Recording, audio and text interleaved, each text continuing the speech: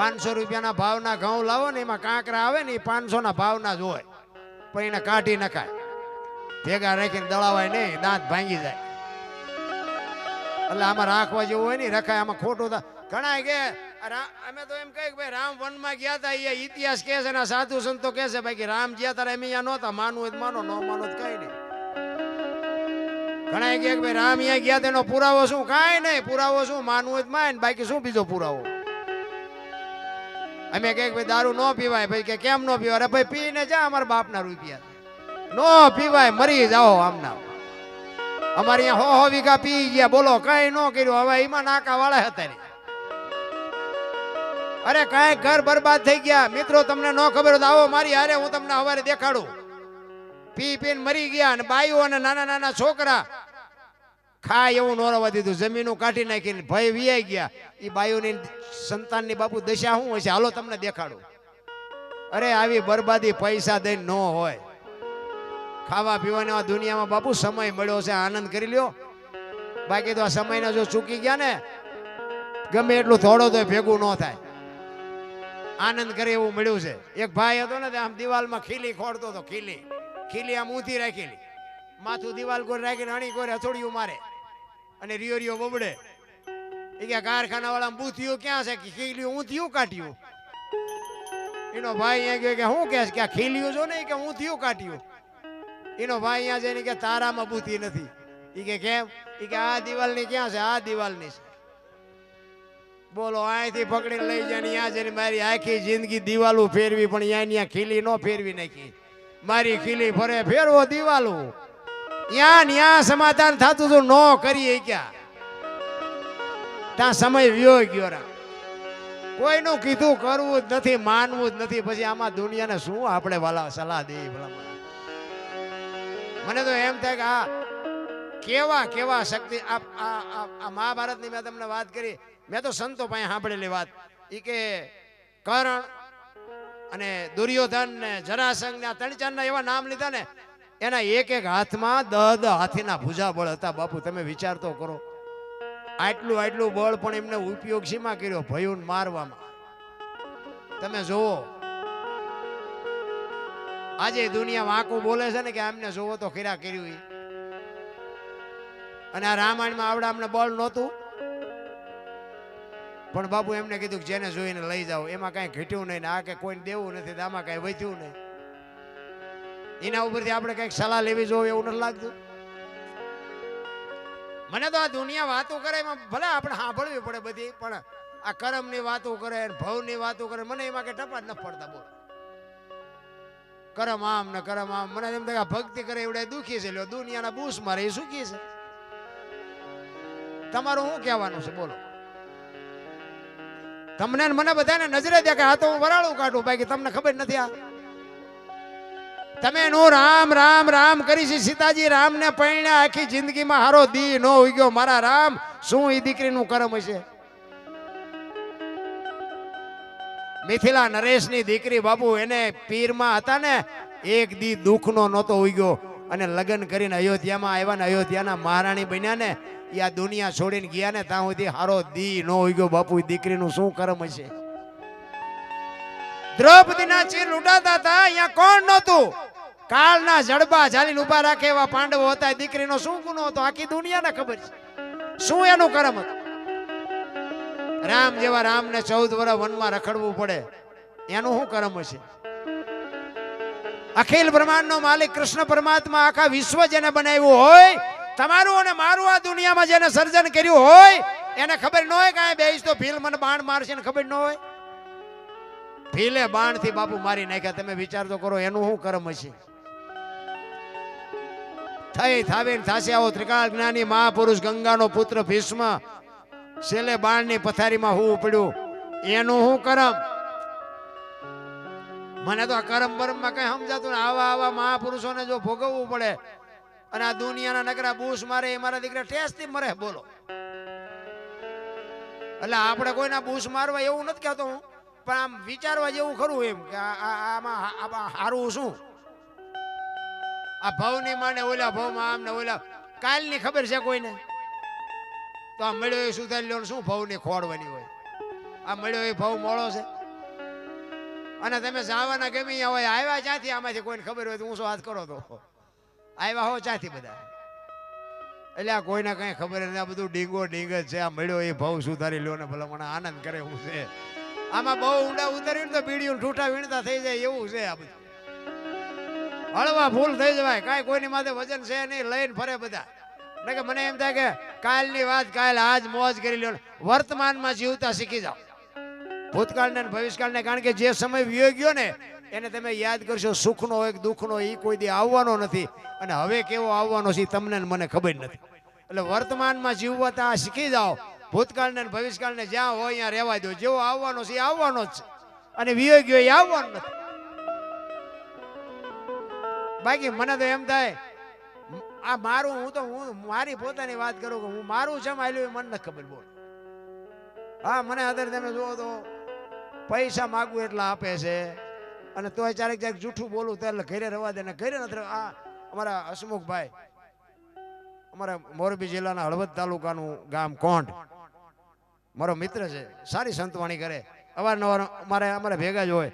આ અમારે ઘનશ્યામપુર હળવદની બાજુમાં.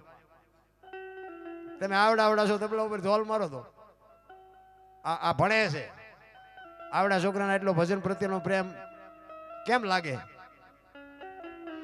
બાપુ? આ તો મારા નાથની કૃપા હોય તો. બાકી બધાને શીખવું છે ને બધાને ગાવું છે એમ નો આવડી જાય. એ મારો મિત્ર કાયમ માટે મારી હારે હોય જાજો ભાગ. પણ કહેવાનો મારો મિનિંગ કે હળવા ફૂલ થઈ જાવ ને શું પણ આપણે લેવાની હોતી. ઘણા એમ કે દરબાર હોય તારા ઘરનો, પણ મેં કીધું હું મારા ઘરનો છું, હું ક્યાં તમારા ઘરે કઈ ખાવા આવ્યો? પણ મારે હળવેક દિન કહેવું પડે કે તમે મોડા ભેગા થયા, થોડાક ભેગા મોડા થયા ને હિસાબ તો 4 નો કરી નાખ્યો હોત. એટલે હરી ભજવું, હક બોલવું, દોનો બાતાવલ. બાપુ આ દુનિયા છે ને એમ ભજન કરવા નથી દે એવું. દુનિયા છે ને અઘરી છે. કચ્છનો બારવટીયો જેસલ જાડેજો જેથી તોરલ નહોતા મળ્યા ને ત્યાં સુધી આમ બજારમાં નીકળે ને બારીઓનું બારણા ફટોફટ બંધ થઈ જાય, અને રૂમની અંદર વાત કરતા હોય તો બંધ થઈ જાય. જેસલ આવ્યો આમ બાપુ ચકલા બંધ થઈ જાય, ચકલા ઉડતા બંધ થઈ જાય ને એવો બાપુ હોપો પડી જાય. અને એનો ઈ જાડેજો સતી તોરલ મળ્યા ને, અને પછી તોરલ કે છે કે જાડેજા મારા કપડા લઈ અને તમે નદીએ ધોઈ આવો. ઈ તેદી માથે પોટલું લઈને જેથી જાડેજો નીકળ્યો ને તેદી અંજારની બજારમાં જે જેસલની માથે દુનિયાએ વિતાડી છે ને ઈ જેસલનો આત્મો જાણે છે. અત્યારે અમારી એવી દશા છે, પણ હવે અમે એ કરી નથી શક્યો ને આ મૂકી શક્યો નથી. ક્યારેક બાપુ હવે અમારે દબાઈ રાખવું પડે ને કે હેઠો બે હવે ન કરાય. નકર આ જગત રહીને બાપુ ગમે એટલા મારો ને તોય તમને ટાઢક નથી મળે એવું એવી દુનિયા છે. પણ કોને કેવું અંદરની જે પીડા? એટલા માટે બાપુ છેલ્લે જાડેજો રોયો કે રોઈ કોને સંભળાવું, મારો રુદિયો રોવે, માયલો ભીતળ જલે તોરલ તમે મને ન મળ્યા હોત તો મારી શું દશા થાય? એક સાધુને જમાડવા માટે બાપુ હું તો એમ આ દીકરીઓ બહેનોને ખાસ કહું કે આપણો જ્યાં ધર્મ ધ્રુજો, જ્યાં પુરુષ નથી પૂગી ગયો ને દેશની આબરૂ દીકરીઓએ રાખીશ. હું તો દીકરીઓને સલામ કરું, વંદન કરું કે તમે તો શક્તિનો અવતાર છો. ધારો તો તમે આજે બાળીને ભસ્મ કરી દો, એ તાકાત છે તમારા. પણ જે ફેશને દી ઉઠાડ્યો છે ભાઈ, કોને કેવું? ભલે એ ઘણા બહેનોને એવું થતું હોય કે અમારા પૈસા વાપરીને આને હું બળતરા થતી છે, પણ એવું નથી. મારી માવડીઓ તમે તો શક્તિઓ છો, દેહના પ્રદર્શન ન કરવાના હોય. મારા જેવું તમને, મારી ભાષા થોડી કડવી છે પણ સત્ય બાપુ છે ને, પીડા બીમારી ને રોગ છે ને કડવાથી જ મટે. ગોળ ખવડાવે બાપુ બીમારી ન મટે. તમારા બાપના રૂપિયા હોય તોય ભલે, તમારા પતિના રૂપિયા હોય તોય ભલે, વાપરો, ખાઓ પીવો, મોજ કરો, પણ દેહના પ્રદર્શન ન કરો. તમે ધારો એટલી બધી આ દુનિયા હારી નથી. આ રામાયણ છે ને, રામાયણ સીતાજી લક્ષ્મણ રેખા ઓળંગી ગયા અને એનું હરણ થયું. આપણે સાંભળેલી વાત છે ને, સીતાજીની બાપુ દ્રષ્ટિ રાવણ માથે પડે ને તો રાવણ બળીને ભસ્મ થઈ જાય. ઈ દીકરી હતી, પણ ઈ તમને મને માર્ગ બતાવ્યો છે કે જે લક્ષ્મણ રેખા ટપી જાય ને એનું આ દુનિયામાં હરણ જ થાય. રાવણ મરી ગયા વેમમાં ન રહેતા, ગામો ગામ છે. દીકરાને હોય, બાપને હોય, માને હોય, ભાઈને હોય, દીકરીને હોય, જે લક્ષ્મણ રેખા ટપી જાય એનું બાપુ આ દુનિયામાં હરણ હતા. રામાયણ છે ને છે કઈક જુદી, દુનિયાએ ચિત્રી નાખી જુદી. તમે જો રામચંદ્ર પરમાત્મા કે મૃગને મારવા ગયા, હોનાનું મૃગ હતું, કે છે ને તો હું એમ કહું છું કે અત્યારે હોનાનું મુરુગ અહીંયા આવ્યું હોય તો આપણે માનીએ કે હોનાના અણિયા જ નહીં હતા હોય? આપણને ખબર પડે ને. તો રામને નહીં ખબર પડી હોય તેથી રામ ગાંડા છે હોનાનું અણિયું જોઈને પાસે દોડ્યા છે. આપણે ન દોડ્યું, હોનાના અણિયા જ નહીં હતા હોય કોઈ દી.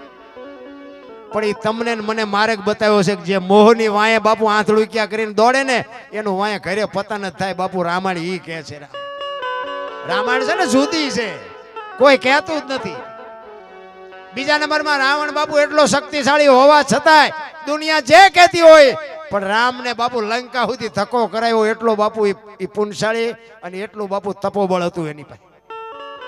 રાવણનો એવો કોઈ હલકો ઈરાદો નહોતો ને એવી કોઈ હલકી વાત નહોતી. એ તો આ જગત છે ગમે એ ચિતરી નાખે. રાવણ 4 વેદનો અનુભવી હતો. 14 ચોકડીનો આ ધરતી ઉપર રાજ કર્યું છે. 14 ચોકડી એટલે સતયુગ, દ્વાપર, ત્રેતા, કળયુગ, 4 યુગની એક ચોકડી. 14 ચોકો ને 56 યુગ સુધી કે ધરતી ઉપર રહ્યો છે. આ સાચું ખોટું મારો રામ જાણે, પણ આવું સાંભળેલું છે મેં. તમે વિચાર કરો કે એની સિદ્ધિ કેવડી છે, એનું તપ કેવડું હશે, એની મહાપુરુષ કેવડો હોય છે. પણ આપણે તો હલકું બોલવા સિવાય બીજું આવડતું જ નથી. શાસ્ત્રો અને વેદો કંઈક તમને મને કહે છે ભલામણ, પણ હવે આપણે સમજવું જ નથી. બુઝારું ટાંક્યું સાંટો જ નથી પડતો. જ્યાં બેઠા હોય કે મજા આવી મજા આવી, હવારે કે કઈ યાદ રહ્યું કે ના યાદ ન રહ્યું, હોરે હોરું જીવું. ઈ યાદ નથી રહેતું, એ ડખા છે. કારણ કે આની માટે બાપુ મંથન કરવું પડે અને મંથન માટે બાપુ સદગુરુનો સહારો જોવે. સદગુરુ મહારાજ બાપુ તમને જો આંગળી પકડે અને ઈ કંઈક તમારી એની કંઈક કૃપા તમારા ઉપર ઉતરે અને તમારી કંઈક ધગસ હોય. જો આશીર્વાદ અને હરાપ એ દેવાની વસ્તુ નથી, એ દેવાય જાય. તમે કંઈક હારા કોઈ સાધુ સંતની, કોઈ ગરીબ માણાની કે કોઈ એવા વડીલની કોઈ એનો આશરો ન હોય, એની બાપુ તમે એવી સેવા કરી હોય ને, એનો બાપુ અંદરથી બાપુ એનો આશીર્વાદ એવો નીકળી જાય ને, તમારું બાપુ અભરે ભરાઈ જાય. એ આશીર્વાદ બાપુ ન દેવા હોય ને તોય મળી જાય.